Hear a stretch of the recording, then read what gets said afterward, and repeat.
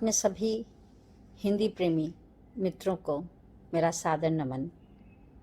14 सितंबर सिर्फ तारीख नहीं बल्कि हिंदी दिवस के लिए सुनिश्चित की हुई तिथि की तरह है।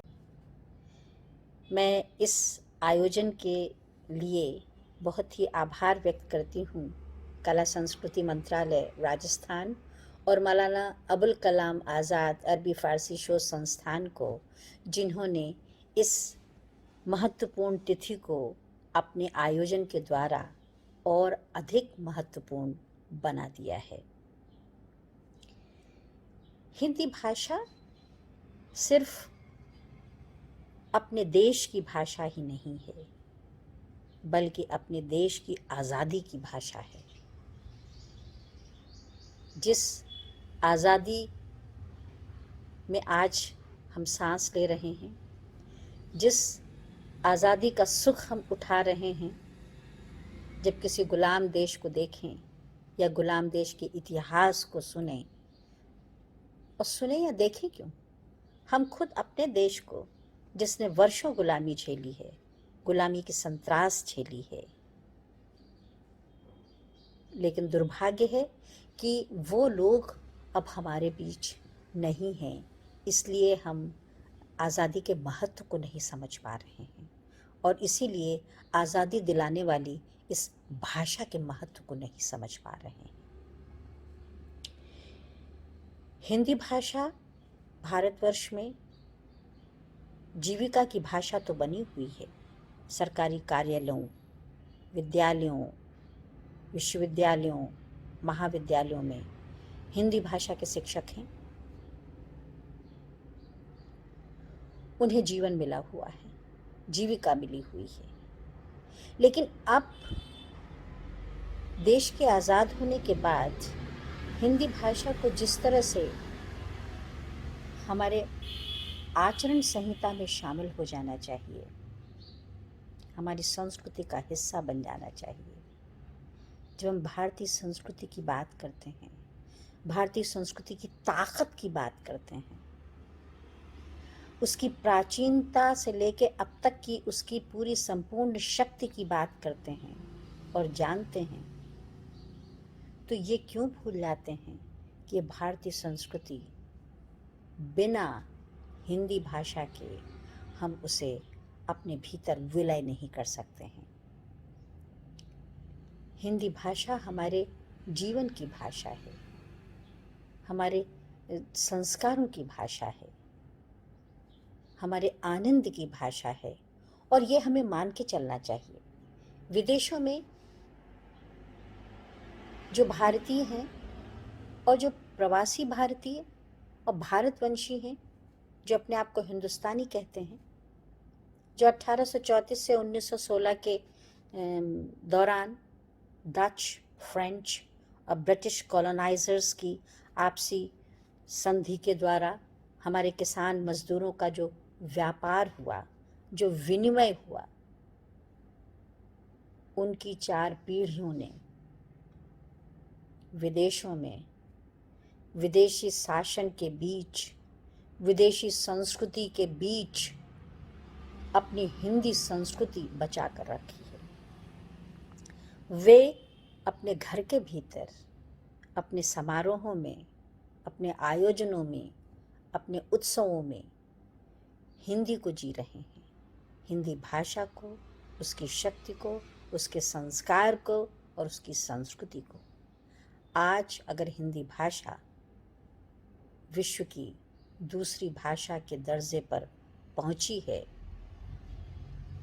तो वो उसका आधार भारत के बाहर समुद्र पार रह रहे भारतवंशियों का समुदाय है, जो अपनी नई पीढ़ी को, अपने घर में जन्म लेने वाली संतानों को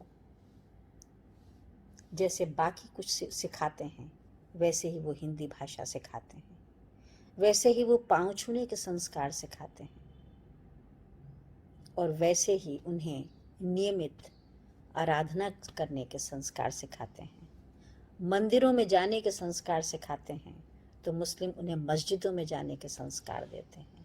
और विदेशों में और हिंदू और मुसलमान बटे हुए नहीं हैं, वो हिंदुस्तानी हैं।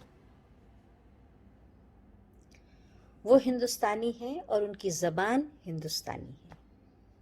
वहाँ उसका भी न ज़बान का बंटवारा है न जीवन का बंटवारा है। वे भारतवर्ष की हैं और हिंदी भाषा के द्वारा उनके संस्कार बने हैं। हिंदी भाषा ने उनको विकसित किया है, उनका पल्लवन किया है। और किसी भी भाषा में जब हम किसी भी का ज्ञान प्राप्त करते हैं, किसी भी वस्तु का, विषय का ज्ञान प्राप्त करते हैं, तो उसके लिए आधारभूत भाषा ही होती है। और वो भाषा अगर राष्ट्रभाषा हो, वो भाषा जिस भाषा ने हमें गुलामी की बेड़ियों से और अंग्रेज़ों से मुक्त कराया, वो हिंदी भाषा अगर आज स्वाधीन स्वतंत्र भारत की भाषा भी बन जाती है तो ये हम सबका बहुत बड़ा सौभाग्य होगा। और मुझे लगता है कि जिस तरह से हिंदी भाषा के द्वारा हम अंग्रेज़ों को खदेड़ सके, उसी हिंदी भाषा की ताकत से हम अंग्रेजियत को खदेड़ सकते हैं। और इसके लिए हमें अंग्रेज़ी कोचिंग क्लासेस ख़त्म कर देनी चाहिए। और सरकारी जितनी नौकरियां हैं उससे भी अगर अंग्रेजियत को ख़त्म कर दिया जाए तो हम हिंदी भाषा की स्थापना में बहुत अधिक सफल हो सकते हैं। और हिंदी दिवस के अवसर पर हम लोगों को इस अभियान को कैसे जारी रखें, इसमें कैसे सफलता पाएं, इसके लिए हमको रास्ते और उपाय निकालने चाहिए। ये एक महत्वपूर्ण अवसर है और समय है, और बहुत ही संवेदनशील समय है, क्योंकि पूरे विश्व में आज हिंदी भाषा दूसरे स्तर पर है, दूसरी श्रेणी में सबसे ज़्यादा बोली जाने वाली भाषा है। और इसका महत्वपूर्ण कारण इस भाषा की अपनी समृद्धता है, अपनी शक्ति है और इसकी अपनी उपयोगिता है। भाषा का के बिना जीवन नहीं है। बच्चा जब तक बोलना नहीं सीख पाता है तब तक वो कितना विवश रहता है, इसकी अनुभूति हम विदेश में कर सकते हैं। विदेश में जाते ही जब दूसरी भाषा सुनते हैं तो अपनी अकर्मण्यता का, अपनी असहायता का, विवशता का इतना गहरा बोध होता है और लगता है कि जितनी शीघ्रता से भाषा सीख लें उतनी शीघ्रता से उस देश के मनुष्यों के साथ एक तादात्म्य स्थापित हो सकेगा, उस संस्कृति के साथ एक संबंध बन सकेगा, उस व्यवस्था को समझने में सहायता होगी। नहीं हमेशा ये लगा रहता है कि कहीं हम किसी तरह के छल का शिकार न हो जाएं। अपने देश में अपनी भाषा का होना कितना ज़रूरी है इससे स्पष्ट हो जाता है। हमारे देश में यद्यपि हिंदी हमारी राष्ट्रभाषा है, हमारे हिंदी पहचान की भाषा है, हमारी साहित्य की भाषा है, सृजन की भाषा है, उत्सवों की भाषा है, रिश्तों की भाषा है, संबंधों की भाषा है, बावजूद इसके अंग्रेजियत को हम ऊपर से ओढ़ रहे हैं, अपना रहे हैं, कोशिश कर रहे हैं कि हम वैश्विक दिखें। लेकिन वैश्विक दिखने के लिए ये आवश्यक नहीं है कि आप अपनी भाषा छोड़ दें और दूसरे देश की भाषा अपने देश में बोलते रहें। अपने कार्यों में, अपने सरकारी कार्यों में, अपने देश के कार्यों में आप दूसरे देश की भाषा से अपना देश चलाना चाहें, अपना समाज चलाना चाहें, ये संभव नहीं हो सकता है। और ये संभव न होने का ही परिणाम है कि हमारे देश की सांस्कृतिक विरासत क्षीण होती जा रही है। विदेशी संस्कृति का वर्चस्व बढ़ता जा रहा है। इस लॉकडाउन के दौरान मैं नीदरलैंड में जाकर के गत मार्च माह से अब तक यहीं हूँ, और दूरदर्शन पर जो मैं कार्यक्रम देखती हूँ और कार्यक्रम के प्रस्तोताओं को देखती हूँ तो मुझे लगता नहीं है कि मैं भारत में हूँ। लगता है मैं विदेशी टेलीविज़न चैनल्स को देख रही हूँ। उनके परिधान, उनके बात करने का तरीका, सब कुछ अगर हमारी मीडिया में, दूरदर्शन में, टेलीविज़न में, उनके चैनल्स में इस तरह का संक्रमण अंग्रेज़ियत का बना रहेगा, तो फिर कैसे हम हिंदी भाषा के राष्ट्रीय होने के और व्यापक होने की कल्पना कर सकते हैं। मैं बहुत दुख के साथ ही अपनी बात कह रही हूँ।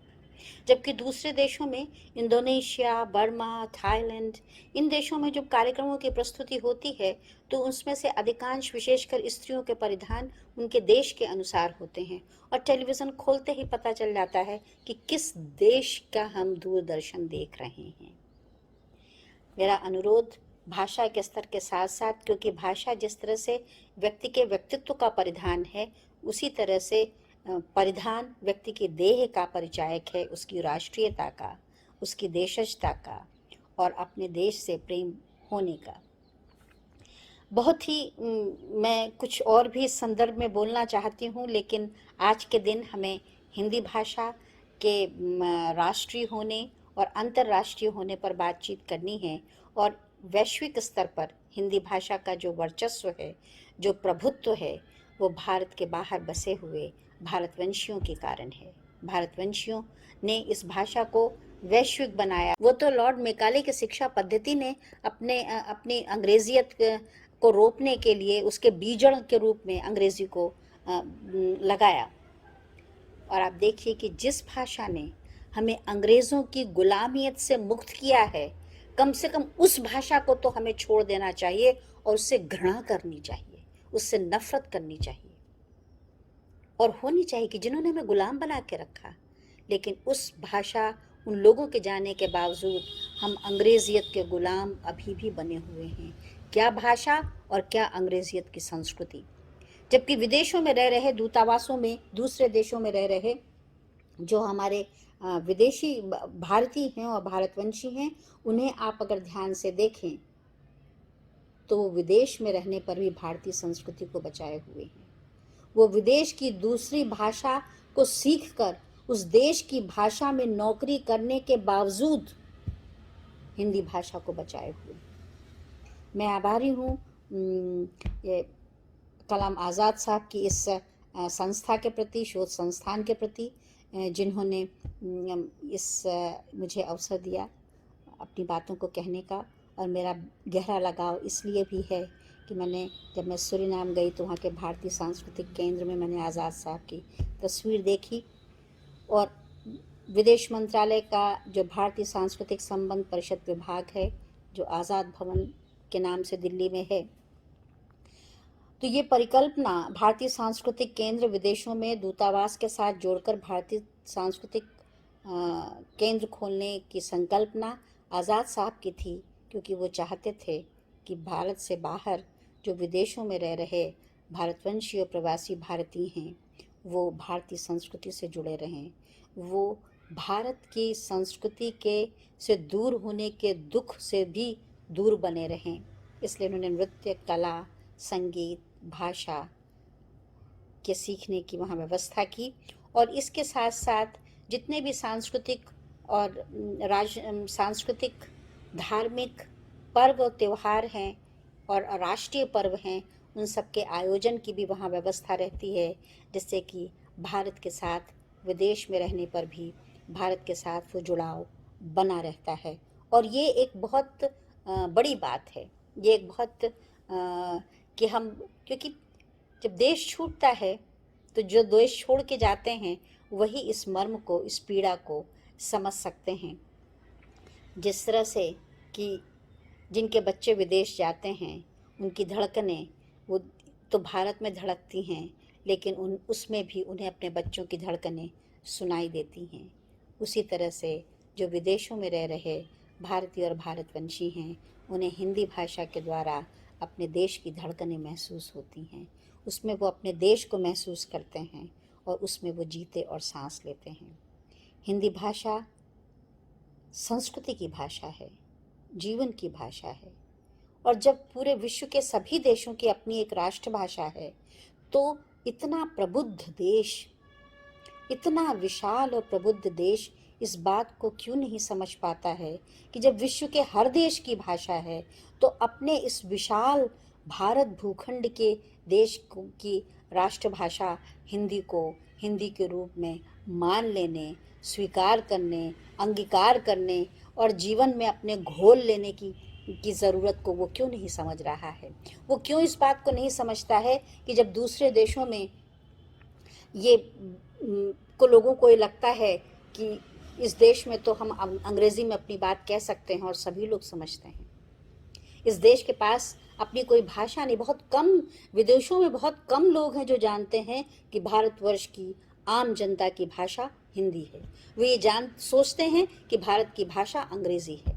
ये यहाँ के बुद्धिजीवियों के द्वारा अंग्रेज़ी को अपनाने के कारण ये एक गलत इमेज पूरे विश्व के सामने बनी हुई है। हिंदी हमारी राष्ट्रभाषा है।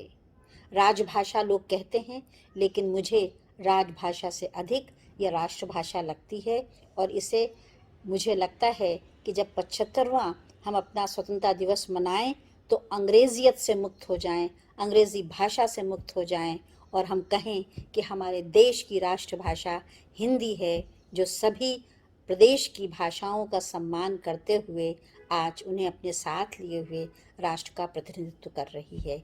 इन्हीं शब्दों के साथ मैं पुनः आप सबों को धन्यवाद देती हूँ और ये कामना करती हूँ कि बहुत शीघ्र हम अंग्रेज़ी भाषा के शिकंजे से मुक्त होंगे और अंग्रेजियत के इस छल से और इस आतंक से मुक्त होंगे, जिससे कि हमारी हिंदी प्रफुल्लित हो सके, हमारी हिंदी विकसित हो सके और अब इस हिंदी भाषा के आईने में हम अपनी संस्कृति को और ख़ुद को बहुत उज्जवल रूप में देख सकें। इन्हीं शब्दों के साथ मैं धन्यवाद देती हूँ।